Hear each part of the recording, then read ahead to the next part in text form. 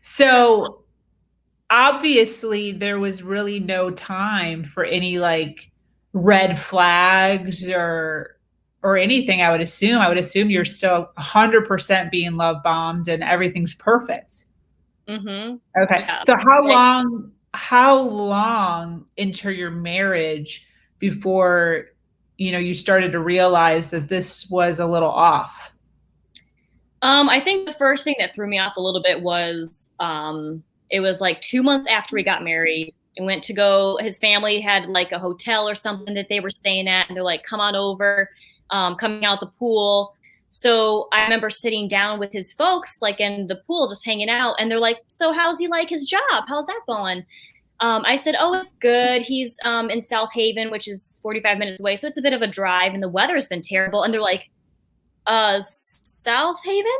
And I said, yeah. And he goes, well, he told me that because we're 2 hours away.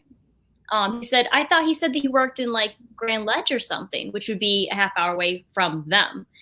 And I said, no, but he's working in South Haven off the coast. And they're like, they kind of sit up and so they're like, but he didn't say that he was going to be that far away from us. So that threw me off a little bit of like, well, one, I can't lie. I'm not a liar. He didn't tell me anything about that either. So that put me in a really awkward spot to be. Totally, yeah.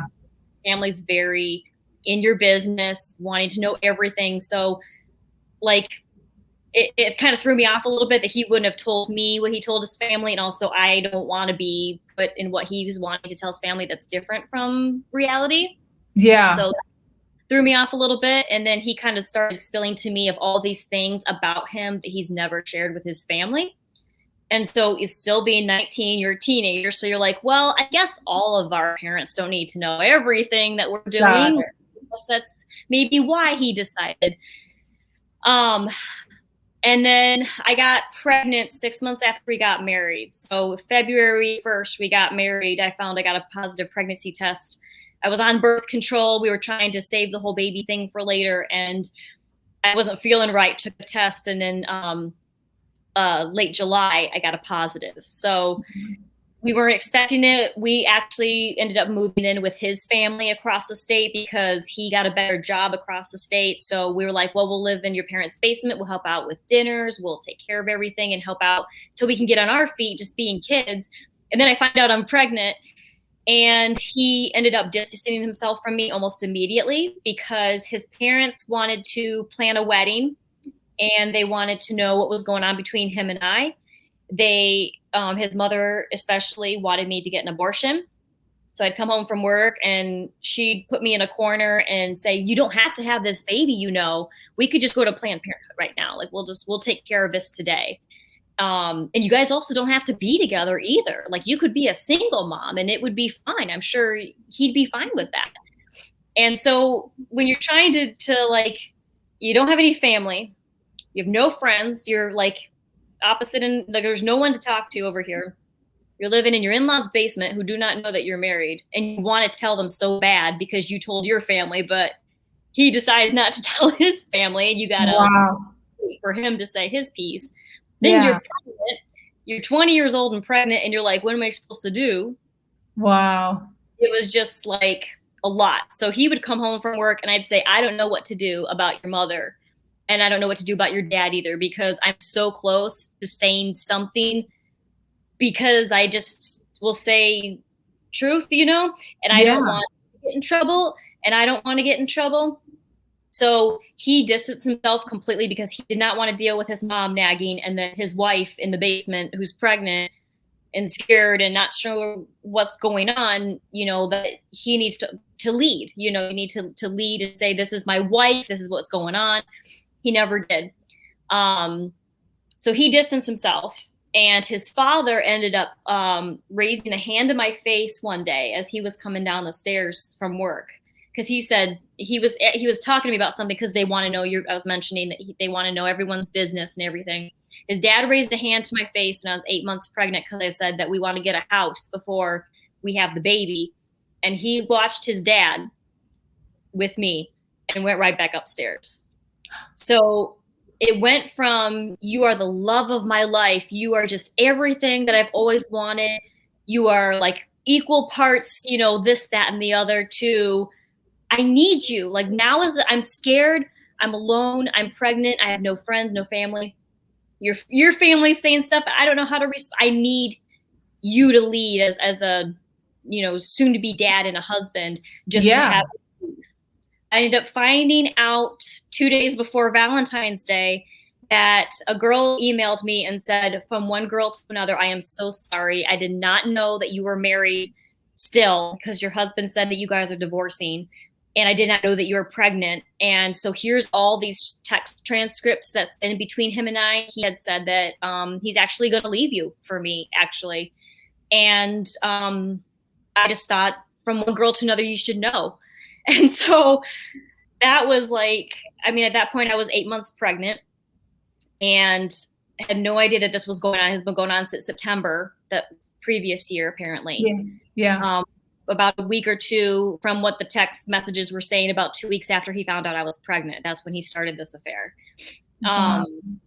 So I didn't know if I should have left. And it's almost like, I mean, I'm sure that you can relate, that moment you find out about something, your face just goes white. Yeah, 100%. Like, is this reality? And so that was really hard for me because I didn't want to accept it. Do you think his parents knew? They ended up, this is moving forward in our timeline. They found out why I told him in February about the woman and stuff, because I cried to his mom, and I'm just like, I don't know how to handle this, because I was also trying to connect with her even. And I was like, I don't know what to do about this. And so she didn't have a whole lot to say. She said, well, maybe it's just your imagination. You know, maybe it's just like, maybe he's just friends with her and she wants you to think that. And so she tried to like almost gaslight me about how I was feeling and what the reality was, when I had like literal chat transcripts of him telling this girl that I'm the biggest mistake of his life, that he's finally found the perfect woman who's intelligent and beautiful, you know, and wow. So no one believed me.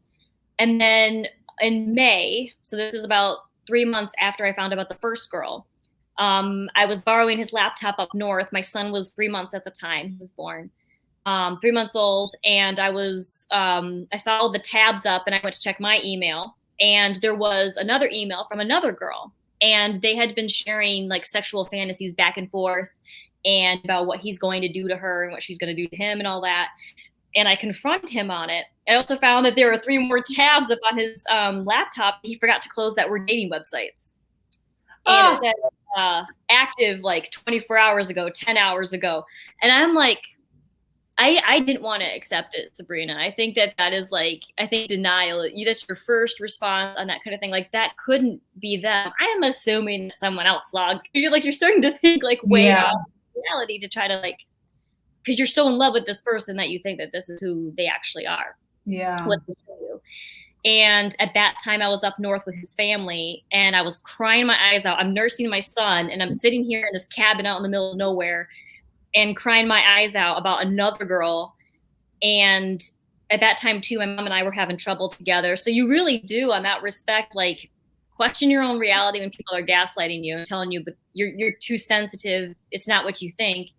You don't have you don't have any support system at all. And you're raising a child that you've never done before. And his family came in the room, saw me crying. I told, like I said, I don't understand why he's doing this. And they said, makes sense. You can't give him what he needs. You can't provide for him what he needs. So he had to get his needs met elsewhere. Really? Mm-hmm. Wow. Like, if my sons, because I have 2, I catch any of them doing something to their girlfriend or a woman that they're committed to, girlfriend, fiance, wife, doesn't matter. Like you'd hold your children accountable. Yep. So that makes you, when you have a whole family, sisters, brothers, your mother-in-law, your father-in-law staring at you, crying, saying, you're the problem. Wow. Your wife cheated on you. And you can't leave because like you guys all took one car, you know?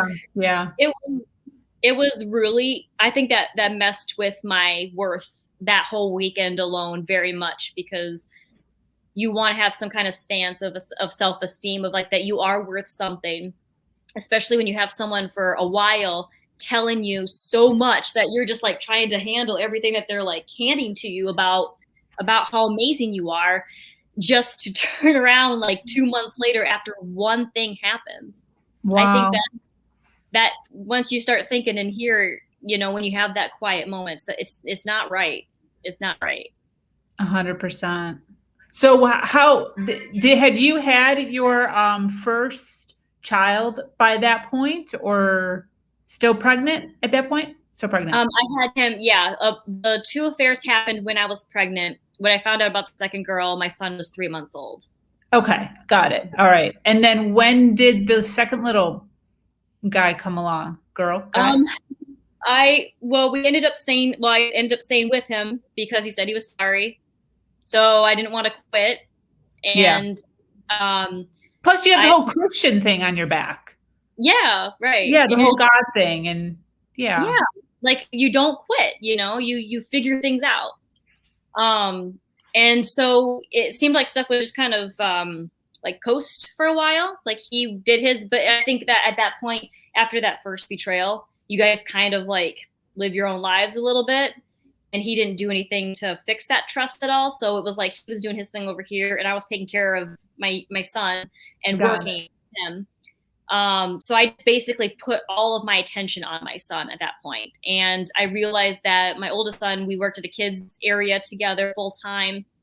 And I will always remember that, like being potty training your son, and then you got 25 other kids that are potty training too. But it was so good for him because of the whole social aspect and seeing kids different ages and whatnot. And I was like, if anything, I want him to have a brother or sister. And I talked to him about it. And with him being a narcissist, like, I don't like giving labels to people, but if you look at everything, like you read a textbook narcissist and a psychology book, he like fits it to a T. Again, look, I've got a wife and I have a good job over here. And look, I'm a dad too. Like, look at, and she's taking care of the home. She's taking care of the kids. She's working. Like, my life is so easy because he was over here buying whatever he wanted because it would change hobbies, you know, from stuff to collect to Jeeps to whatever he wanted over here. And I was like, I want another baby. And I think you kind of get a glimpse of some things that just hit you wrong for so many years, that again, you put your attention to something else to maybe not have it hurt as much. Totally. Yeah. So I think that's what was my motivation. Was my kids are still my motivation today. That, like, you being a mom too, like you know that it's like, it's a purpose. It's not the purpose, but you can show love and give life to something that's innocent. And there is something inside you that you really feel you can't, it's hard to describe, but it is like where you want the best for your children, and you have that heart to invest in another living being, to be successful, to be happy, to enjoy life. Like, my son will tell me that he's like, your love for nature and for animals, I got that from you. And I think, like, I love like those moments with them, because the world is so evil, and it's so dark sometimes. And I think that's one of my things, after not just dealing with other aspects of life, but even with my children. I'm like, I cannot let these living, breathing beings that have been given to me to take care of, to let them down. And so that was important to me, at least, to have, you know, a brother or a sister for my older son. Yeah. And I totally get that too. I'm going to be honest and say I pretty much begged my narcissist to give me a child. So I was with my son's father, and then that split. And then I got with this other man who was my longest narcissist. And I knew he was horrible, but same. It's like, you think, I don't know. It's like, you think it's going to fix it. You think it's something to distract you, something else to love you. But we never did that, luckily. But I totally get where you're coming from. I used to cry, I want a baby so bad, we need to have a baby.